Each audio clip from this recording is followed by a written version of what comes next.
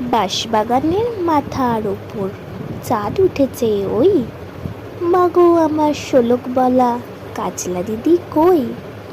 পুকুর ধারে লেবুর তলে থোকায় থোকায় জোড়াম চলে, ফুলের গন্ধে ঘুম আসে না, একলা জেগে রই। মাগো আমার কোলের কাছে কাজলা দিদি কই? সেদিন হতে কেন মার দিদিরে না ডাকো? দিদির কথায় আঁচল দিয়ে মুখটি কেন ঢাকো? খাবার খেতে আসি যখন দিদি বলে ডাকি তখন, ও ঘর থেকে কেন মার দিদি আসে না গো? আমি ডাকি তুমি কেন চুপটি করে থাকো? বলমা দিদি কোথায় গেছে, আসবে আবার কবে? কাল যে আমার নতুন ঘরে পুতুল বিয়ে হবে। দিদির মতো ফাঁকি দিয়ে আমিও যদি লুকাই গিয়ে, তুমি তখন একলা